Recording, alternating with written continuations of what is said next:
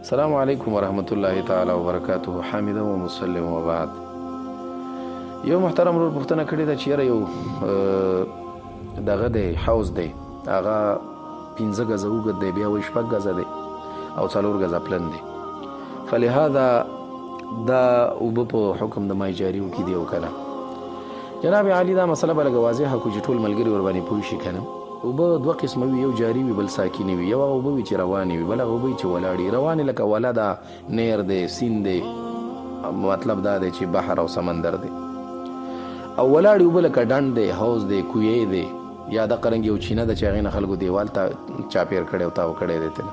دا وګوره، نو دا ولاړې اوبه دي.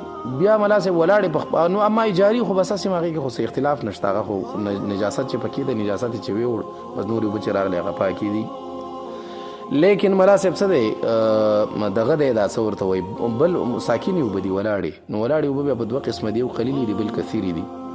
قلیل اوبه د احنافو په مسلک باندې هغه دې ته وایي چې 10 فی 20 نه وي، یعنې 10 غزه پلنې او 10 غزه اوږدې نه وي، مربع شکل کې چې دونه نه وي او د دې نه کمې وي، نو دا به ملا صاحب مای قلیلې وي. دا په معمولي نجاست غورځېدو سره هم دا نجسي کېږي. که دې کې یو څاڅکی میتیازې یا یو څاڅکی وینه یا یو څاڅکی شراب دا پکې چا توی کړل، نو ملا صاحب دا ټولې اوبه نجسي دي. دا د احناف مسلک دی او دا مفتابهین دی او دا راجح هم دی او دا احتیاط باندې بنا د امام مالک رحمه الله موږ سره پکې ملګری دی او ډېر تابعینو نه دا رانقل دی.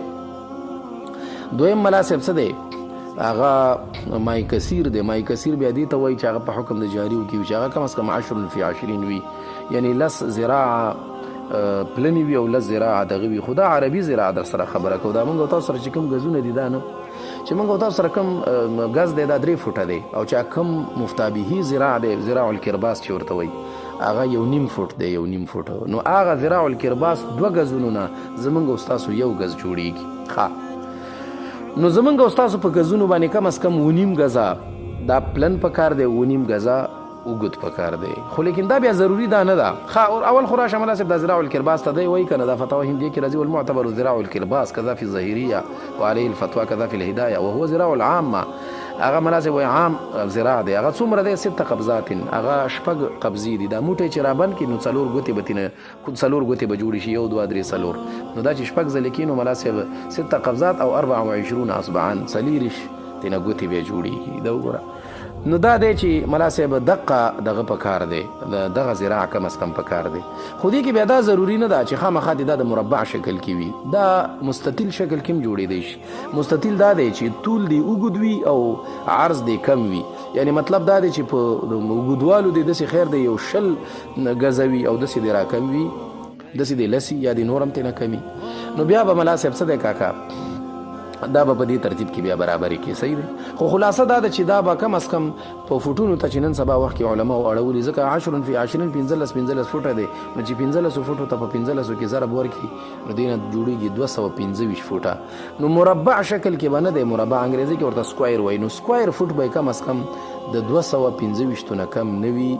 نو دا ستاسو دغه چې ما کوم وکته نو دا نه کېږي، ځکه ملا صاحب دا چې 6 غزه کې نو 6 غزه ملا صاحب هغه خو څو شول، 6 په 3 کې 18، نو 18 غزه شو او ضرب 12، نو دې نه جوړېږي 214 فوټه. نو دا کم از کم 10 فی 20 ته نه رسېږي، او دا 10 فی 20 پکې ضروري دی. نو 10 فی 20 ما درته په دې معنا سره صحیح نه ضروري نه دی چې خامخا د مربع وي، مستطیل شکل هم پکې جوړېدی شي. خو لیکن ټول چې راجمع کې نو 225 فوټه خو پکار دی. که 225 فوټه نه جوړېږي نو بیا به ملا صاحب دا ترتیب بیا ټیک نه وي، دا به مای قلیلې وي. که د دې کې نجاست وغورځېده دا به بیا نجسي. دا مسله احسن الفتاوا لیکلې 2م جلد 45 نمبر صفحه د باب المیاه. فتاوا حقانی لیکلې 2م جلد 546 نمبر صفحه د کتاب الطهارت. هغې کې لیکلي چې یو مدور حوض دی، داسې یو حوض دی چې مربع نه دی، مدور دی، ګول دی، ګرد دی، ګول دی. نو هغې کې به بیا څه کوو؟ نو هغې کې بیا لیکلي دي چې اصل کې مسله دا ده چې دا مربع چې راجمع یې کړي نو ټول ملا صاحب دغه پکې پکار دی 225 فوټه کاغه جوړېږي، نو بیا ټیک دی. فتاوا دارالعلوم دیوبند دا مسله لیکلې، اول جلد 150 نمبر صفحه د کتاب الطهارت. فتاوا رحیمی هم دقه رنګې لیکلې، ډېره خوندوره لیکلې، ټولو کې خوندوره فتاوا رحیمی لیکلې. 4م جلد او 30 نمبر صفحه د کتاب الطهارت.